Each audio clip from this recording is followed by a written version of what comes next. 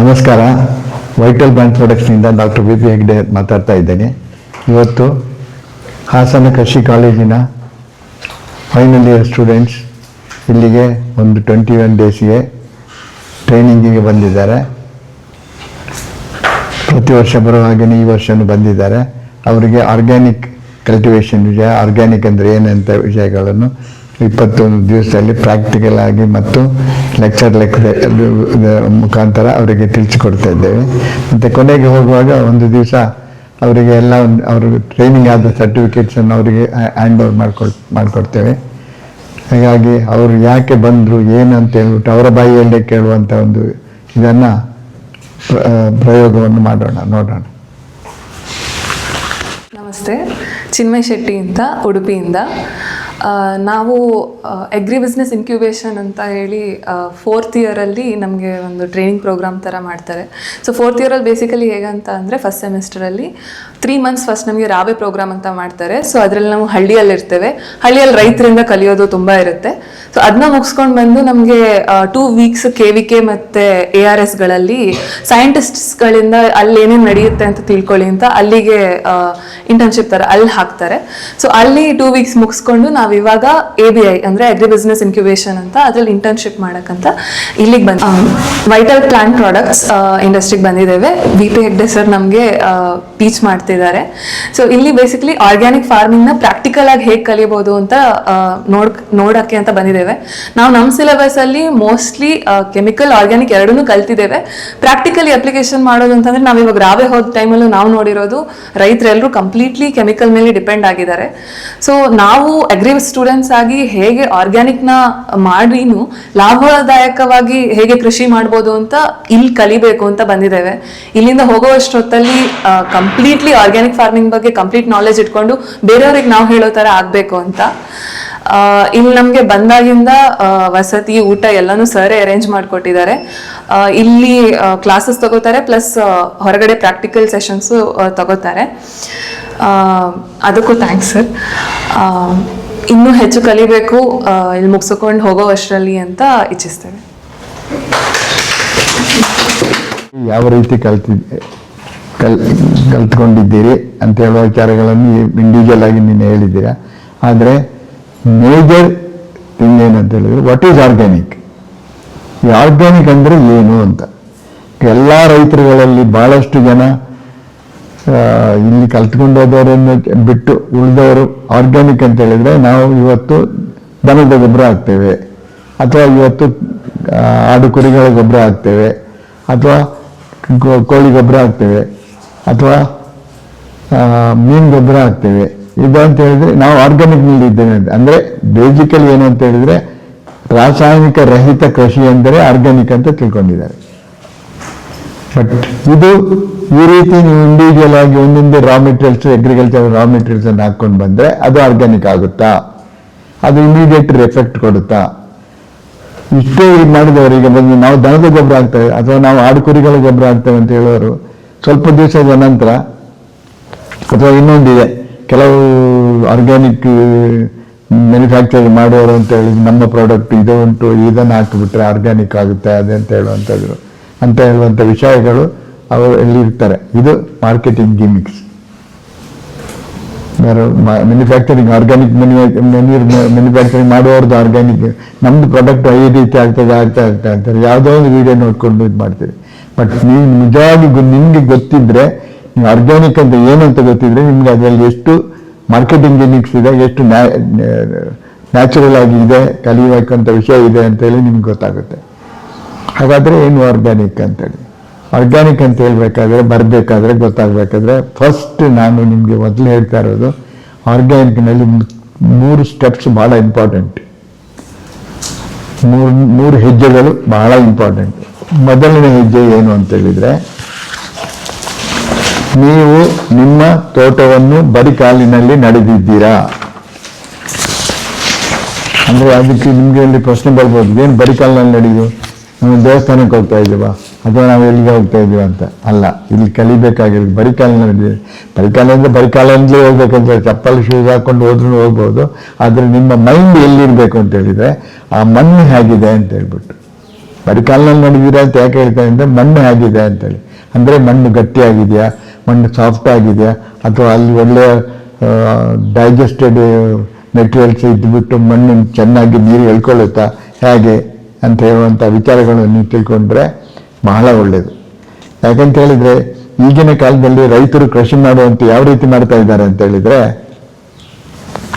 ಮುಖ್ಯವಾಗಿ ಪಕ್ಕದವನು ಅಡಿಕೆ ಹಾಕಿದ್ರೆ ನಾನು ಅಡಿಕೆ ಹಾಕ್ತೀನಿ, ಪಕ್ಕದವನು ಆಲೂಗಡ್ಡೆ ಹಾಕಿದ್ರೆ ನಾನು ಆಲೂಗಡ್ಡೆ ಹಾಕ್ತೇನೆ, ಪಕ್ಕದವನು ಭತ್ತ ಹಾಕಿದ್ರೆ ನಾನು ಮತ್ತೆ ಯಾವುದೋ ಅಂತ ತಿಳ್ಕೊಳ್ಳೋದಿಲ್ಲ, ಯಾವುದು ಒಳ್ಳೇದು ಬರ್ತದೆ ಅಂತ ಅಲ್ಲ. ಬಟ್ ಟುಡೇಸ್ ಟೆಕ್ನಾಲಜಿ ನಾವು ಯಾವುದನ್ನು ಎಲ್ಲಿ ಬೇಕಾದರೂ ಬೆಳೆಸ್ಬೋದು. ಉದಾಹರಣೆಗೆ ಏಲಕ್ಕಿ ಬೆಳೆಸೋದು ಎಲ್ಲಿ? ಮಲೆನಾಡಿನಲ್ಲಿ ಅಲ್ವಾ? ನಾನು ಕರಾವಳಿಯಲ್ಲಿ ತೆಂಗಿನ ತೋಟದ ಕೆಳಗೆ ಏಲಕ್ಕಿ ಬೆಳೆಸಿ ತೋರಿಸಿದ್ದೀನಿ ಅವರಿಗೆ. ಬರ್ತದೆ ಅದು ಟೆಕ್ನಾಲಜಿ. ಕಾಸ್ಟ್ ಎಫೆಕ್ಟು, ಎಷ್ಟು ಕಾಸ್ಟ್ ಉಂಟು, ಹೇಗೆ ಏನು, ಅದಕ್ಕೆ ಎಷ್ಟೆಲ್ಲಿ ಯಾವ ರೀತಿಯ ಪ್ರೊವಿಷನ್ಸ್ ಮಾಡ್ಕೊಳ್ಬೇಕು ಅಂತ ಹೇಳುವಂಥದ್ದು ವಿಚಾರಗಳನ್ನು ನಾವು ತಿಳ್ಕೊಳ್ಬೇಕು. ಹಾಗಾಗಿ ಮಣ್ಣು ಬಹಳ ಮುಖ್ಯ. ಮಣ್ಣು ಬಹಳ ಮುಖ್ಯ ಅಂದರೆ ನಿಮಗೆ ಮುಂದಿನ ಕ್ಲಾಸ್ನಾಗ ಹೇಳ್ತೇನೆ ಯಾಕೆ ಮುಖ್ಯ, ಅದು ಏನಾಗುತ್ತೆ ಅಂತ ಹೇಳುವಂಥದ್ದು. ಅದು ಮೊದಲನೇ ಹೆಜ್ಜೆ. ನೀವು ಮಣ್ಣು ಗೊತ್ತಿದ್ರೆ ನೀವು ಇನ್ನೂ ನಿಮ್ಮ ಕೃಷಿಯನ್ನು ಮಾಡಲಿಕ್ಕೆ ಬಹಳ ಸುಲಭ ಆಗುತ್ತೆ. ಕೃಷಿಯಲ್ಲಿ ರಿಸಲ್ಟ್ ಬರಬೇಕಾದ್ರೂ ನಿಮ್ಮ ಮಣ್ಣು ಗೊತ್ತಿದ್ರೆ ನಿಮ್ಗೆ ರಿಸಲ್ಟ್ ತೆಗೊಳ್ಳಿಕ್ಕೆ ಬಹಳ ಸುಲಭ ಆಗುತ್ತೆ. ಸೊ ಇದು ಮೊದಲನೇ ಹೆಜ್ಜೆ. ಎರಡನೇ ಹೆಜ್ಜೆ ಅತಿ ಮುಖ್ಯವಾಗಿದ್ದು, ನೀವು ನಿಮ್ಮ ತೋಟದಲ್ಲಿರುವಂಥ ಗಿಡ ಮರಗಳನ್ನು ಮುಟ್ಟಿ ನೋಡಿದ್ದೀರಾ ಅಂತ. ಇದರ ವಿಷಯದಲ್ಲಿ ನಾನು ನಿಮ್ಗೆ ಒಂದು ವಾರ ಬೇಕಾದ್ರೆ ಹೇಳ್ತೇನೆ. ಅಷ್ಟು ಎಕ್ಸ್ಪೆರಿಮೆಂಟ್ ನಾನು ಮಾಡಿದ್ದನ್ನು ಹೇಳ್ತೇನೆ. ಅದನ್ನು ನೀವು ನಿಮ್ಮಲ್ಲಿ ಅದನ್ನು ನೋಡಿಬಿಟ್ಟು ನೀವು ಅನುಭವ ಮಾಡ್ಕೊಳ್ಬೋದು. ಅಂದರೆ ನೀವು ನಿಮ್ಮ ತೋಟದಲ್ಲಿ ಇರುವಂತಹ ಗಿಡ ಮರಗಳನ್ನು ಮುಟ್ಟಿ ನೋಡಿದ್ದೀರಾ. ಯಾಕೆ? ಕಾರಣ ಹೇಳೋದು ಗೊತ್ತಾಗುತ್ತಾ ಯಾಕೆ ಮುಟ್ಟಿ ನೋಡಬೇಕು ಅಂತ? ಗಿಡಗಳಿಗೆ ಮನುಷ್ಯರ ಹಾಗೇನೆ ಜೀವ ಇದೆ. ಮನುಷ್ಯ ಮಾತಾಡ್ತಾನೆ, ನಡೀತಾನೆ, ಬೇರೆಯವರ ಹೋಗಿ ಡಿಸ್ಕಸ್ ಮಾಡ್ಕೊಳ್ತಾನೆ, ತಿಳ್ಕೊಳ್ತಾನೆ, ಮಾಡ್ತಾನೆ. ಇನ್ನು ಪ್ರಾಣಿಗಳು ಸ್ವಲ್ಪ ಟ್ರೈನಿಂಗ್ ಆದ ಒಂದು ನಾಯಿಯ ಅಥವಾ ಒಂದು ದನವನ್ನು ಇಲ್ಲಿಗೆ ಬಾಪ ಇಲ್ಲಿ ಹಾಲು ಕರಿತೇನೆ ಅಂತ ಅಲ್ಲಿ ಬರ್ತದೆ, ಅಲ್ಲಿ ನಿಂತದೆ, ಹಾಲು ಕರಿಬೋದು. ಒಂದು ನಾಯಿಯನ್ನು ಟ್ರೈನಿಂಗ್ ಮಾಡಿದರೆ ಒಂದು ಬುಕ್ ತಗೊಂಡು ಬಾ ಅಥವಾ ಒಂದು ಸಾಮಾನು ತಗೊಂಡು ಬಾ ಅಂತ ಹೇಳಿದ್ರೆ ಅದು ತಗೊಂಡು ಬರ್ಬೋದು. ಗಿಡಗಳು ನಡೆಯುವುದಿಲ್ಲ, ಮಾತಾಡೋದಿಲ್ಲ, ಅದೇ ಜೀವ ಇದೆ.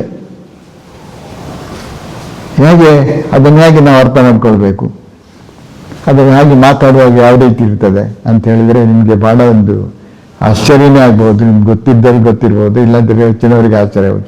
ಗಿಡಗಳ ಹತ್ರ ಯಾವ ರೀತಿ ಅಂತ. ಒಂದು ಗಿಡ ಉದಾಹರಣೆಗೆ ನೀವು ಆ ಗಿಡವನ್ನು ಮುಟ್ಟಿ ಪ್ರೀತಿಯಲ್ಲಿ ಮಾತಾಡಿ ಆ ಗಿಡ ನಿಮ್ಗೆ ರೆಸ್ಪಾನ್ಸ್ ಮಾಡುತ್ತೆ. ಆಗ ನೀವು ಏನು ಮಾಡಬೇಕಂದ್ರೆ ಅದರ ಭಾಷೆ ನೀವು ಕಲಿಬೇಕಾದ್ರೆ ಗಿಡಗಳ ಜೊತೆಯಲ್ಲಿ ಇದ್ದು ಬಿಟ್ಟು ಭಾಷೆ ಕಲಿಬೇಕು. ಇದಕ್ಕೆ ನಾನೊಂದು ಮಾಡಿದ ಎಕ್ಸ್ಪೆರಿಮೆಂಟ್ ಮತ್ತೆ ಹೇಳ್ತೇನೆ. ಮೊದಲು ಒಂದು ದೊಡ್ಡ ಸೈಂಟಿಸ್ಟ್ ಒಬ್ಬ ಮಾಡಿದ್ದಾನೆ, ಅವನ ಎಕ್ಸ್ಪೆರಿಮೆಂಟ್ಸ್ ಹೇಳ್ತೇನೆ. ಪೀಟರ್ ಬರ್ಡ್ ಅಂತ ಹೇಳ್ಬಿಟ್ಟು ಅವನೊಂದು ಬುಕ್ ಬರೆದಿದ್ದಾನೆ, ಸೀಕ್ರೆಟ್ ಆಫ್ ಪ್ಲಾಂಟ್ಸ್ ಅಂತ ಹೇಳ್ಬಿಟ್ಟು. ಆ ಬುಕ್ನ ಮೊದಲಲ್ಲಿ ಏನು ಹೇಳಿದ್ದಾನೆ ಅಂತ ಹೇಳಿದ್ರೆ, ಬಿಲೀವ್ ಇಟ್ ಆರ್ ನಾಟ್, ನಂಬಿದ್ರೆ ನಂಬಿ, ಬಿಟ್ಟರೆ ಬಿಟ್ಬಿಡಿ ಅಂತ.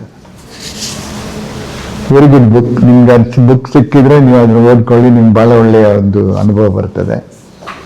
ಸೊ ಅದರಲ್ಲಿ ಏನು ಮಾಡ್ತಾನೆ ಅಂದರೆ, ಒಂದು ಕುಂಡದಲ್ಲಿ ಒಂದು ಗಿಡವನ್ನು ಬೆಳೆಸ್ತಾನೆ ಅವನು, ಮಗುವಾಗಿ ಸಾಕ್ತಾನೆ.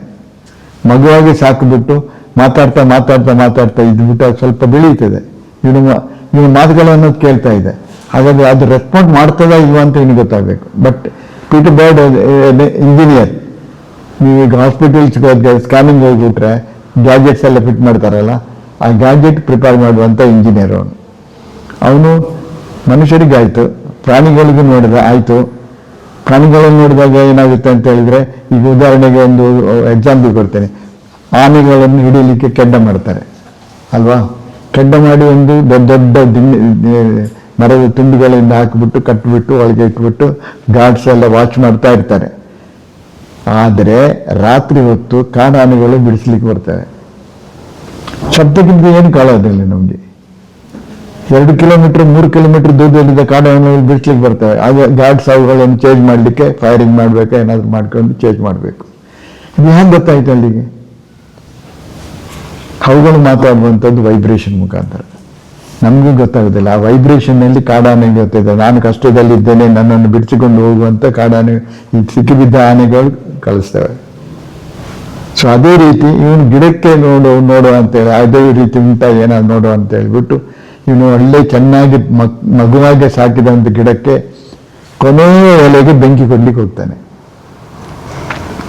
ಆ ಬೆಂಕಿ ಕೊಟ್ಟಾಗ ಇಡೀ ಗಿಡ ವೈಬ್ರೇಷನ್ ಸ್ಟಾರ್ಟ್ ಆಗುತ್ತೆ, ಗಿಡ ವೈಬ್ರೇಷನ್ ಆಗುತ್ತೆ. ಅಂದ್ರೆ ಅದು ಏನು ಹೇಳ್ತಾ ಇದೆ, ನನ್ನನ್ನು ಕೊಲ್ಬೇಡ, ನೀನು ಇಷ್ಟು ಪ್ರೀತಿಯಾಗಿ ನೋಡಿದ್ಯಾ, ನನ್ನನ್ನು ಕೊಲ್ಬೇಡ ಅಂತ ಹೇಳುವಂಥದ್ದು ವೈಬ್ರೇಷನ್. ಸೊ ಆಗ ಅವನಿಗೇನಾಯ್ತು, ಈ ವೈಬ್ರೇಷನ್ ಇವನು ಗಿಡದ ಒಳಗೇನೆ ಇರ್ತದ ಹೊರಗೆ ಇರ್ತದ ನೋಡೋಣ ಅಂತ ಹೇಳ್ಬಿಟ್ಟು ಅವನೇನು ಮಾಡಿದ್ದಾನೆ, ಈ ವೈಬ್ರೇಷನ್ ಟಚ್ ಆದರೆ ಅವನ ಕಾರ್ ಸ್ಟಾರ್ಟ್ ಆಗಬೇಕು, ಹೊರಗಡೆ ಇದ್ರೆ ಅವನ ವೈಬ್ರೇಷನ್ ಟಚ್ ಆದರೆ ಅವನ ಕಾರ್ ಸ್ಟಾರ್ಟ್ ಆಗಬೇಕು ಅಂತ ಹೇಳಿ ಮಾಡಿದ. ಸ್ಟಾರ್ಟ್ ಆಯಿತು. ಅದನ್ನು ಬಿಟ್ಕೊಂಡು ಹೋದ. 3.5 ಕಿಲೋಮೀಟರ್ ದೂರಕ್ಕೆ ಹೋಗುವಾಗ ಕಾರ್ ಸ್ಟಾಪ್ ಆಯಿತು. ಕಾರ್ ಸ್ಟಾಪ್ ಆದ್ಮೇಲೆ ಯಾಕೆ ಸ್ಟಾಪ್ ಆಯಿತು, ಏನೋ ಮೆಕ್ಯಾನಿಕಲ್ ಪ್ರಾಬ್ಲಮ್ಸ್ ಉಂಟು ಅಂತೇಳಿ ಅಲ್ಲಿ ಹೋಗಿ ಟೆಸ್ಟ್ ಮಾಡುವಾಗ ಕರೆಕ್ಟ್ ಇದೆ, ಎಲ್ಲ ಸರಿ ಇದೆ, ಕಾರ್ ಹೌದು. ಅಂದರೆ 3.5 ಕಿಲೋಮೀಟರ್ಗಿಂತ ದೂರ ಮುಂದೆ ದೂಡಿದ್ರೆ ಕಾರು ಹೋಗೋದಿಲ್ಲ, ಹಿಂದೆ ದೂಡಿದ್ರೆ ಪುನಃ ಸ್ಟಾರ್ಟ್ ಆಗುತ್ತೆ. ಅಂದ್ರೆ ಅದರ ಅರ್ಥ ಒಂದು vibration was up to 3.5 kilometres ಅಂತ ಅವನು ಹೇಳಿದ್ದಾನೆ. ಅದಕ್ಕೆ ಅವನು ಹೇಳಿದ್ದಾನೆ, believe it or not, vibration ಗಿಡಗಳಿಂದ ಹೊರಗಡೆಗೂ ಬರ್ತವೆ. ನಾವು ನಮ್ಮ ಕಣ್ಣಿನಲ್ಲಿ ಅದನ್ನು ಆಲೋಚನೆ ಮಾಡ್ಕೊಳ್ಳಿ. ಉದಾಹರಣೆಗೆ ನೀವೊಂದು ಗಿಡ ಎಲೆ ಹಿಂಗಾಯಿತು ಅಂತ ಹೇಳಿದರೆ, ನೀವೀಗ ಕಲಿತಂಥ ಕೆಮಿಕಲ್ಸ್ ಇದರಲ್ಲಿ ಏನು ಹೇಳ್ತೀವಿ, ಎಲ್ಲ ಹಿಂಗಂದರೆ ಯಾವುದು ಫಾಸ್ಫರಸ್ ಪೊಟ್ಯಾಷ ಯಾವುದೋ ಕಡಿಮೆ ಆಯಿತು ಅಂತ, ಅಥವಾ ಏನು ಗೊಬ್ಬರದಿಂದ ಅದು ಆಗಿರುವಂತ ಯಾರು ಆಲೋಚನೆ ಮಾಡೋದಿಲ್ಲ. ಈಗೀಗ ಗೊತ್ತಾಗ್ತಾ ಇದೆ ಜನರಿಗೆ ಗೊಬ್ಬರದಲ್ಲಿ ಇದೆ ಅಂತ ಹೇಳ್ಬಿಟ್ಟು. ಮತ್ತು ಮೂರನೇದು ಇನ್ನೊಂದು, ಅದರ ಜೊತೆಯಲ್ಲಿ ಇನ್ನೊಂದು ಹೇಳ್ತೇನೆ ಅಂತ ಹೇಳಿದ್ರೆ, ಈ ಗಿಡಗಳ ಜೊತೆ ನೀವು ಮಾತಾಡಿಕೊಂಡು ತಿರುಗಾಡ್ತಾ ಇದ್ದೀರಿ. ಅದು ನೋಡಿದ್ರೆ ಯಾರಿಗಾದ್ರೂ ಕಾಫಿ ಎಸ್ಟೇಟ್ ಅಥವಾ ಅಡಿಕೆ ಇದರಲ್ಲಿ ಅಬ್ಸರ್ವ್ ಮಾಡೋದಿದ್ರೆ, ತೆಂಗಿನ ಗಿಡಗಳಲ್ಲಿ ಅಬ್ಸರ್ವ್ ಮಾಡೋದಿದ್ರೆ ಗೊತ್ತಾಗುತ್ತೆ. ನಿಮ್ಮ ಮನೆಯ ಹತ್ರ ಇದ್ದಂಥ ಗಿಡಗಳಲ್ಲಿ ಇಳುವರಿ ಜಾಸ್ತಿ, ನಿಮ್ಮ ಮನೆಯಿಂದ ದೂರ ಇರುವಂಥದ್ದು, ನೀವು ಹೋಗುವುದು ಆವಾಗ ಬಹಳ ಕಡಿಮೆ ಇರುವಂಥ ಗಿಡಗಳಲ್ಲಿ ಇಳುವರಿ ಕಡಿಮೆ. ಯಾಕೆ? ಆ ಗಿಡಗಳ ಜೊತೆ ನಿಮ್ಮ ಸಹವಾಸ ಇಲ್ಲ ಅಂತ. ಅದಕ್ಕೆ ನಾನು ಹೇಳ್ತಾ ಇರೋದು ನನ್ನ 2ನೇ ಹೆಜ್ಜೆಯಲ್ಲಿ, ಗಿಡಗಳ ಜೊತೆ ಗಿಡಗಳನ್ನು ನೀವು ಮುಟ್ಟಿ ನೋಡಿದ್ದೀರಾ ಅಂತ. ನೀವು ಮುಟ್ಟಿ ನೋಡಿದ್ಮೇಲೆ ಅದಕ್ಕೆ ಆಗ್ತದೆ, ಏನಾಗ್ತದೆ, ಈಗ ನಾವು ಕಾಫಿ ಎಸ್ಟೇಟ್ನಲ್ಲಿ ಏನು ಮಾಡ್ತೀವಿ ಅಂದರೆ, ಈಗ ಹಣ್ಣು ಕೊಯ್ಯುವಂಥ ಟೈಮ್ನಲ್ಲಿ ಹಣ್ಣಾಗಿರ್ತದೆ. ಹಣ್ಣಾದಾಗ ನಮ್ಮಲ್ಲಿ ಏನು ಅಂತ ಕಾಫಿ ಎಸ್ಟೇಟ್ನಲ್ಲಿ ಪ್ರೋಗ್ರಾಮ್ಸ್ ಏನಂತಾರೆ, ಸ್ವಲ್ಪ ಮೊದಲು ಹಣ್ಣಾಗ್ಬಿಟ್ರೆ ಅದನ್ನು ಕೊಯ್ಬೇಕು. ಅದಕ್ಕೆ ಫ್ಲೈ ಪಿಕ್ಕಿಂಗ್ ಅಂತ ಹೇಳ್ತೀವಿ ನಾವು. ಅಂದರೆ ಯಾವ್ದು ಹಣ್ಣಾಗಿದೆ ಅದನ್ನು ಮಾತ್ರ ತಗೊಳ್ತೇವೆ. ಯಾಕಂದರೆ ಹಣ್ಣಾಗಿದ್ದನ್ನು ಕ್ಯೂರ್ ಮಾಡಿಬಿಟ್ಟು ಅದನ್ನು ಕ್ಲೀನ್ ಕಾಫಿ ಮಾಡಿದರೆ ಅದಕ್ಕೆ ರೇಟ್ ಜಾಸ್ತಿ. ಆದ್ದರಿಂದ ಫ್ಲೈ ಪಿಕ್ಕಿಂಗ್ ಮಾಡ್ತೇವೆ ನಾವು. ಫ್ಲೈ ಪಿಕ್ಕಿಂಗ್ ಮಾಡಿದ ಮೇಲೆ ಒಂದು 15 ದಿವಸನ 1 ತಿಂಗಳ ಬಿಟ್ಬಿಟ್ಟು ಇನ್ನೊಂದ್ಸಲ ಪಿಕ್ಕಿಂಗ್ಗೆ ಹೋಗ್ತೇವೆ. ದಟ್ಸ್ ಕಾಲ್ಡ್ ಫಸ್ಟ್ ಪಿಕ್ಕಿಂಗ್ ಅಂತ. ಆಗ ಇದಕ್ಕಿಂತ ಜಾಸ್ತಿ ಆಗಿರುತ್ತೆ. ಬಟ್ ಕೆಮಿಕಲ್ ಲಾಬಿ ಅವರಿಗೆ ಏನು ಹೇಳ್ತಾರೆ ಇದಕ್ಕೆ, ಅವರು ಹೇಳ್ತಾರೆ, because of the carbon dioxide, ನೀವು ಹೊರಗೆ ಉಸಿರಾಡುವಾಗ ಹೊರಗೆ ಬಿಟ್ಟಂತ ಕಾರ್ಬನ್ ಡೈಆಕ್ಸೈಡ್ ಗಿಡ ಹೇಳ್ಕೊಂಡು ಅದು ಹಣ್ಣಾಗಿದೆ ಅಂತ. But it is not true. ನೀವು ಆ ಗಿಡಗಳ ಜೊತೆ ಹೋಗಿ ಬಹಳಷ್ಟು ಕಾರ್ಮಿಕರು ಹೋಗುವಾಗ ಮಾತಾಡ್ತಾ ಇದ್ದಾಗ ಆ ಗಿಡಗಳಿಗೆ ಗೊತ್ತಾಗುತ್ತೆ, ನಮ್ಮನ್ನು ಕೇರ್ ಮಾಡುವವರು ಬಂದಿದ್ದಾರೆ ಅಂತ ಹೇಳುವಂಥ ವಿಚಾರ. ಅವುಗಳು ರೆಸ್ಪಾಂಡ್ ಮಾಡೋಕ್ಕೆ ಸಾಧ್ಯ. ಆ ರೆಸ್ಪಾಂಡ್ ಮಾಡಿದಾಗ ಜಾಸ್ತಿ ಹಣ್ಣಾಗುತ್ತೆ. ಸೊ ಇದನ್ನೆಲ್ಲ ನೋಡಿಕೊಂಡು ಆದಮೇಲೆ ನಾನು ಒಂದು ಪ್ರಯೋಗ ಮಾಡಿದೆ. ಈಗ ನಿಮ್ಗೆ ಹೇಳ್ಬೇಕಲ್ಲ, ನಾನು ಹೇಳಿದ್ರೆ ನೀವೇನು ನಂಬ್ತೀರಾ? ಏನೋ ಪುಸ್ತಕ ಬದನೆಕಾಯಿ ಉಗಿತಾ ಇದ್ದಾರೆ ಅಂತೇಳಿ ತಿಳ್ಕೊಳ್ಬೋದು. ಅದಾಗಬಾರ್ದು, ನನಗಿರ್ಬೇಕಂತ ನಾನು ಒಂದು ಎಕ್ಸ್ಪೆರಿಮೆಂಟ್ ಮಾಡಿದೆ. ಐ ಸ್ಟಾರ್ಟೆಡ್ ದಿಸ್ ಎಕ್ಸ್ಪೆರಿಮೆಂಟ್ಸ್ ಇನ್ 1972. ಏನು ಅಂತ ಹೇಳಿದರೆ, ಗಿಡಗಳ ಜೊತೆ ಮಾತಾಡಿದೆ ಅಂತ ಹೇಳಿದರೆ, ಅದ್ರ ಮಧ್ಯೆ ಇನ್ನೊಂದು ವಿಡಿಯೋ ನೋಡಿದೆ. ಈ ಅಮೆರಿಕದಲ್ಲಿ ಜರ್ಮನ್ಸ್ನಲ್ಲಿ ಎಲ್ಲ ರೋಡ್ಸ್ ಎಲ್ಲ ಅಗಲ ಮಾಡ್ತಾರಲ್ಲ, ಅಗಲ ಮಾಡುವಾಗ ಮಧ್ಯದಲ್ಲಿ ಬಂದಂಥ ದೊಡ್ಡ ದೊಡ್ಡ ಮರಗಳನ್ನು ತೆಗೆದುಕೊಂಡು ಬೇರೆ ಕಡೆ ನಡ್ತಾರೆ, ಎಲ್ಲವೂ ಸಕ್ಸಸ್ ಆಗುತ್ತೆ. ಇದು ಯಾಕೆ ಅಂತ ನೋಡಿದರೆ, ವಿಡಿಯೋ ಅಬ್ಸರ್ವ್ ಮಾಡಿದರೆ, ಯಾವ ಮರವನ್ನು ಅವರು ತೆಗೀತಾರೆ ಅದರ ಕೆಳಗೆ ಇಂಜಿನಿಯರ್ಸು ವರ್ಕರ್ಸು ಎಲ್ಲ ಬಂದ್ಬಿಟ್ಟು ಮಾತಾಡ್ತಾರೆ. ಈ ಮರದ ಇಂಥ ಕೊಂಬೆಗಳನ್ನು ಕಡಿಬೇಕು, ಇಷ್ಟಾಗ್ಲದ ಮಣ್ಣು ಬೇಕು, ಬೇರು ಬೇಕು ಅಂತೆಲ್ಲ ಅದ ಬುಡದ ಕೆಳಗೆ ನಿಂತು ಬಿಟ್ಟು ಮಾತಾಡ್ತಾರೆ. ಆ ಗಿಡ ಕೇಳುತ್ತೆ. So it response. ಎಲ್ಲಿ ಹೋಗಿ ನೆಟ್ಟರು ಅದು ಫೇಲಿಯರ್ ಆಗೋದಿಲ್ಲ. ನೀವೇ ಹೋಗಿ ನಾಳೆ ಗಿಡ ಕಿತ್ಬಿಟ್ಟು ನೆಟ್ಬಿಡಿ, ಅದು ಬರ್ತದೆ ನೋಡಿ, ಅದು ಬರೋದಿಲ್ಲ. ಯಾಕೆ ಬರೋದಿಲ್ಲ? It's A shock. ಸೊ ಇದರ ಮೇಲೆ ಇದನ್ನೆಲ್ಲ ಆಲೋಚನೆ ಮಾಡಿ ನಾನು ಒಂದು ಎಕ್ಸ್ಪೆರಿಮೆಂಟ್ ಮಾಡಿದೆ, ಏನು ಮಾಡಬೇಕು ಅಂತೇಳಿ. ಆಗ ನನಗೆ ಫಸ್ಟ್ ಮಾಡುವಾಗ ಏನೆಲ್ಲ ಅದಕ್ಕೆ ಇದು ಬೇಕಾದಂಥ ವಾತಾವರಣ ಯಾವ ರೀತಿ ಕ್ರಿಯೇಟ್ ಮಾಡಬೇಕಂತ ನನಗೆ ಗೊತ್ತಾಗಲಿಲ್ಲ. ಅದಕ್ಕೆ ನಾನು ಮಾಡಿದೆ, ಐ ಕಾಂಟ್ಯಾಕ್ಟೆಡ್ ಮೈ ಪ್ರಿನ್ಸಿಪಾಲ್ ಮತ್ತು ಅವರು ಯೂನಿವರ್ಸಿಟಿ ವೈಸ್ ಚಾನ್ಸಲರ್ ಆದ ಡಾಕ್ಟರ್ SW ಮೆಣಸಿನ್ಕಾಯಿ ಅಂತ ಧಾರವಾಡದಲ್ಲಿ ಅವ್ರ ಹತ್ರ ಮಾತಾಡಿದಾಗ ಅವ್ರು ಕೇಳಿದೆ, ಸರ್ ನಾನು ಗಿಡಗಳೇ ಮಾತಾಡ್ತವೆ, ನಾವು ಅದನ್ನು ಕಲಿಬೇಕು, ಹೇಗೆ ಏನು ಮಾಡೋದು ಅಂತ ಹೇಳಿದೆ. SW Menasinkai was one of the top most botanist in our country. Is no more ನಾವು. ಅಲ್ಲಿ ಸ್ಟೇಜಿನಲ್ಲಿ ಇದ್ದವರು, ಅವರು ವೈಸ್ ಚಾನ್ಸಲರ್ ಆಗಿದ್ದು, Dharwad agriculture university vice chancellor ಆಗಿದ್ದರು. ಅವರು ಏನು ಹೇಳಿದ್ರು, ಹೆಗ್ಡೆ ನೀನು ಕಲಿಸ್ಲಿಲ್ವಾ ಅಂತ. ನನ್ನ ಹತ್ರ ನಂದು ನೆನಪಿತ್ತು. ನಾನು ಅವ್ರು ಕಾಲೇಜ್ ಬಿಟ್ಟು ಆಗಲೇ ಒಂದು 15 ವರ್ಷ ಆಗಿತ್ತು. ನನ್ನ ನೆನಪಾಗಿತ್ತು ಅಂದರೆ ನಾನು ಸ್ಪೋರ್ಟ್ಸ್ನಲ್ಲಿ ಭಾಳ ಇದ್ದೆ. ನನ್ನ ಜೊತೆ ಹೇಳೋರು ಬಂದು ಟೇಬಲ್ ಟೆನ್ನಿಸು, ಶಟ್ಲು ಇದೆಲ್ಲ ಆಡ್ತಾ ಇದ್ದರು. ಈ ಆಟ ಆಡೋದ್ರಿಂದ ನನ್ನನ್ನು ಅವ್ರು ನೆನಪು ಬಿಟ್ಟಿರಲಿಲ್ಲ. ನನಗೆ ಗೊತ್ತಿತ್ತು ನನ್ನ ಬಿಡಲ್ಲ ಅವರು ಅಂತ. So many close association with him. So ಅವ್ರಿಗೆ ಹೇಳಿದ ಕೂಡಲೇ, ಸರ್ ಗಿಡಗಳು ಮಾತಾಡ್ತವೆ ಅಂತೆಲ್ಲ, ನೀನು ಕಲಿಸಿಕೊಟ್ಟಿಲ್ವಾ ಅಂತ ಕೇಳಿದ್ರು. ಇಲ್ಲ ಸರ್, ನಮ್ಗೆ ಬೇರೆ ಏನು ರಾಸಾಯನಿಕ ಮಾತ್ರ ಕಲಿಸಿಕೊಟ್ಟು, ಬೇರೆ ಎಲ್ಲಿ ಆರ್ಗ್ಯಾನಿಕ್ ಕಲಿಸಿಕೊಟ್ಟಿದ್ವಿ, ಈ ಮಾತಾಡೋ ವಿಚಾರಗಳು ಎಲ್ಲಿ ಬರ್ತದೆ ಅಂತೇಳಿ. ಏನು ಮಾಡ್ತಾ ಇದ್ದೆ ಅಂತ, ನಾನು ಕಂಪ್ನಿಯಲ್ಲಿ ಒಂದು ಮ್ಯಾನೇಜರ್ ಆಗಿದ್ದೀನಿ. ಒಂದು 2 ಎಕರೆ ಜಾಗದಲ್ಲಿ ಗಿಡಗಳ ಜೊತೆ ಮಾತಾಡಿಬಿಟ್ಟು ಎಕ್ಸ್ಪೆರಿಮೆಂಟ್ ಮಾಡಬೇಕಂತಿದ್ದೇನೆ ಅಂತೇಳಿ. ನೀನು ಏನೇ ಎಕ್ಸ್ಪೆರಿಮೆಂಟ್ ಮಾಡು, ನಿನಗೆ ಸ್ವಲ್ಪ ಹೊರಗಿನ ಒಂದು ಇದು ಬೇಕು, ಸಪೋರ್ಟ್ ಬೇಕು. ಅದೇನು ಅಂತ ಹೇಳಿದರೆ ನ್ಯೂಮರಾಲಜಿಕಲ್ ಸಪೋರ್ಟ್. ನ್ಯೂಮರಾಲಜಿಕಲ್ ಸಪೋರ್ಟ್ ಬೇಕು, ಹಾಗೆ ಇದ್ದರೆ ನೀನು ಮಾಡ್ಬೋದು, ಮಾಡಲಿಕ್ಕಾಗುತ್ತೆ ಅಂತ. ಏನು ನ್ಯೂಮರಾಲಜಿಕಲ್ ಸಪೋರ್ಟ್? 9 ನವಗ್ರಹ ಬಲ ಅಲ್ವಾ, ಎಲ್ರಿಗೂ ಗೊತ್ತುಂಟಲ್ಲ. 9 ಅಂತ ಹೇಳಿದ್ರೆ ಇಟ್ಸ್ ಯೂನಿವರ್ಸಲ್ ಇದು. ಅಂದರೆ 8 1 9, 7 2 9, 3 6 9, 6 3 9, 5 4 9, ಎಲ್ಲ 9. ಇದರಲ್ಲಿ ಯಾವುದು ಸೆಲೆಕ್ಟ್ ಮಾಡಬೇಕು, ಹೇಗೆ ಸೆಲೆಕ್ಟ್ ಮಾಡಬೇಕು ಅಂತ ಹೇಳಿದರೆ ನೀವು ಎಷ್ಟೆಲ್ಲ ಗಿಡಗಳಿಗೆ ಹೋಗಬೇಡ, ಬರೀ 18 ಗಿಡಗಳು, 36 ಗಿಡಗಳನ್ನು ತಗೊಳ್ಳು. ಯಾಕೆ 36, ಯಾಕೆ 63 ಆಗ್ಬೋದು ಅಂತ ನಾನು ಪ್ರಶ್ನೆ ಕೇಳಿದೆ ಅವ್ರ ಹತ್ರ. ಹಾಗೆ ಹೇಳಿದೆ, 63 ನೀವು ಬರೆದು ನೋಡು ಅಂತೇಳಿ. 6 ಮತ್ತು 3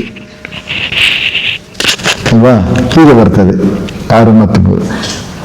it only protects the positive thinking inside and reflects the negative thing. So 3 6 ಅಂತ ಹೇಳಿದರೆ 3 6 ಎರಡೂ ಮಾಡುತ್ತೆ, ಒಂದಕ್ಕೊಂದು ಬೆನ್ನು ಆಗಿಬಿಟ್ಟು 2 ಮಾಡುತ್ತೆ. 3 6 is the best number. You take it 36 plants ಅಂತ ಹೇಳಿದ್ರು. ಸರಿ ಆಯಿತು ಅಂತ ಹೇಳ್ಬಿಟ್ಟು 36 ಪ್ಲಾಂಟ್ಸ್ ತಗೊಂಡೆ. 36 ಕಾಫಿ ಪ್ಲಾಂಟ್ಸನ್ನು ಒಬ್ಬನ ಹತ್ರನೇ ಗುಂಡಿ ತೆಗೆದುಬಿಟ್ಟು ಒಬ್ಬನೇ ಗೊಬ್ಬರ ಹಾಕೋದು, ಒಬ್ಬನೇ ನೀರು ಹಾಕೋದು ಅಂತ ಎಲ್ಲ ಅರೇಂಜ್ಮೆಂಟ್ ಮಾಡಿಕೊಂಡು 36 ಗಿಡಗಳನ್ನು ನಟ್ಟುಬಿಟ್ಟೆ. ಆಮೇಲೆ ಗಾಳಿ ಯಾವ ಕಡೆಯಿಂದ ಯಾವ ಕಡೆಗೆ ಹೋಗ್ತದೆ ಅಂತ ನೋಡುವಾಗ ಈ ಒಂದು ಸ್ಲೋಪ್ನಲ್ಲಿ ಈ ಕಡೆಯಿಂದ ಈ ಕಡೆ ಗಾಳಿ ಹೋಗ್ತದೆ ಅಂತ ತಿಳ್ಕೊಳ್ಳಿ. ಈಗ ಈ ಕಡೆಯಿಂದ ಈ ಕಡೆ ಗಾಳಿ ಹೋಗ್ತದೆ ಅಂತ. ಸೊ 18 ಗಿಡದ ಮಧ್ಯಕ್ಕೆ ಒಂದು ಪರ್ದೆ ಹಾಕ್ಬಿಟ್ಟೆ. 36 ಗಿಡದಲ್ಲಿ 18 ಗಿಡದ ಮಧ್ಯಕ್ಕೆ ಒಂದು ಪರ್ದೆ ಹಾಕ್ಬಿಟ್ಟೆ. ಆಗ ಗಾಳಿ ಈ ಕಡೆ ಬಂದರೆ ವಾಪಸ್ ಗಾಳಿ ಹೊಡೆಯೋದಿಲ್ಲ, ಈ ಕಡೆ 18 ಗಿಡಗಳಿಗೆ ನಾವು ಮಾತಾಡಿದ್ದು ಕೇಳೋದಿಲ್ಲ.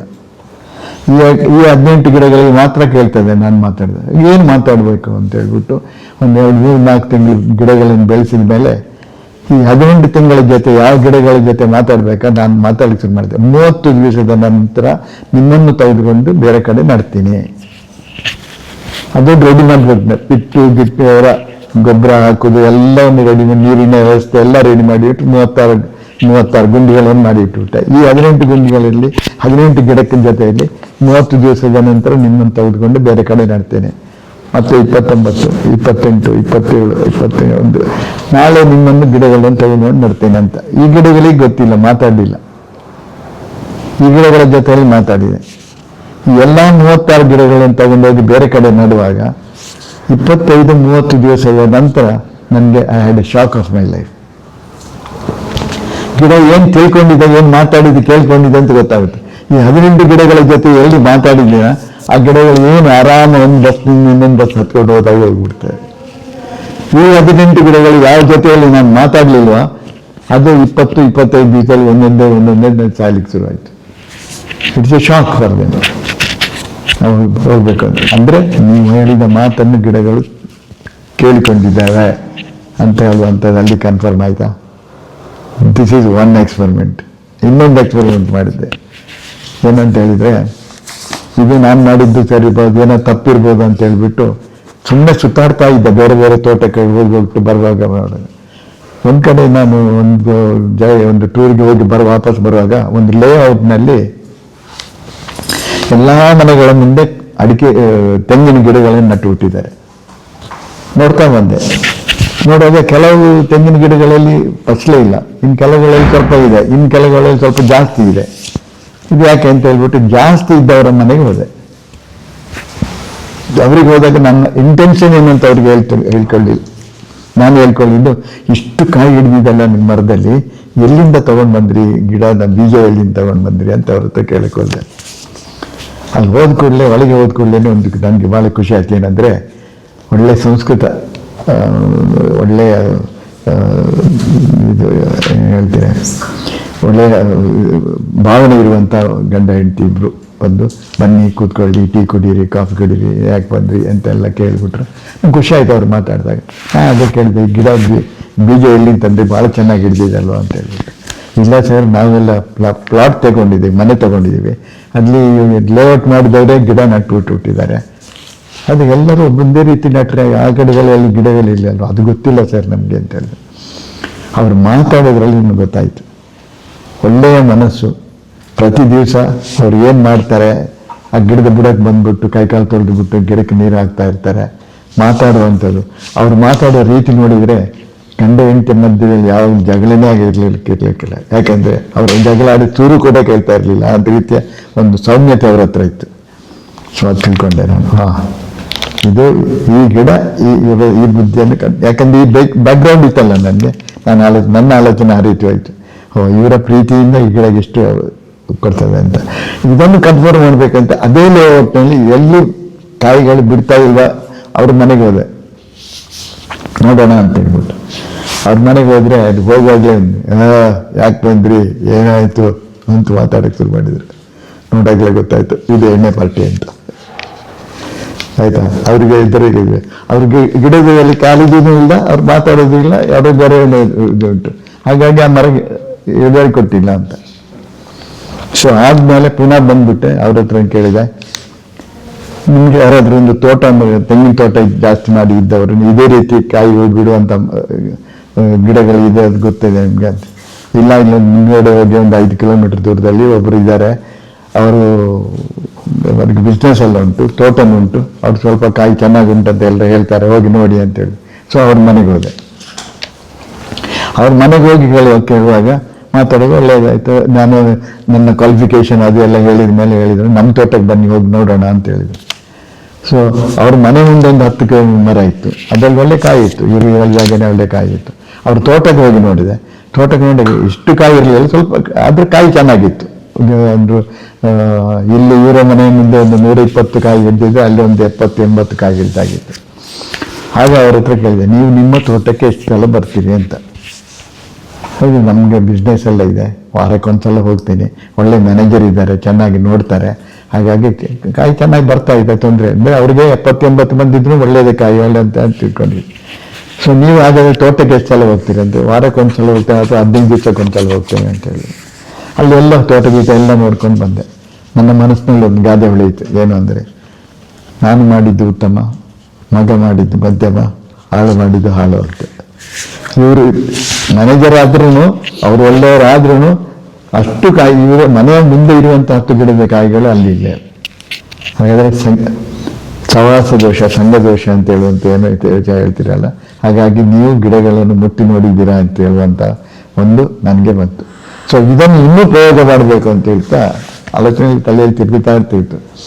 ಈ ಗೊಬ್ಬರ ತಯಾರು ಮಾಡಿದ ಮೇಲೆ ನಾನು ಭಾಳಷ್ಟು ಸಲ ಸುಳ್ಯ, ಸುಬ್ರಹ್ಮಣ್ಯ, ಕಾಸರಗೋಡು, ಬೆಳ್ತಂಗಡಿ ಈ ಕಡೆಗೆಲ್ಲ ಭಾಳ ಜಾಸ್ತಿ ಹೋಗ್ತಿದ್ದೆ. ಯಾಕೆ ಅಲ್ಲಿ ಹೋಗ್ತಾ ಇದ್ದೆ ಅಂತ ಹೇಳಿದ್ರೆ,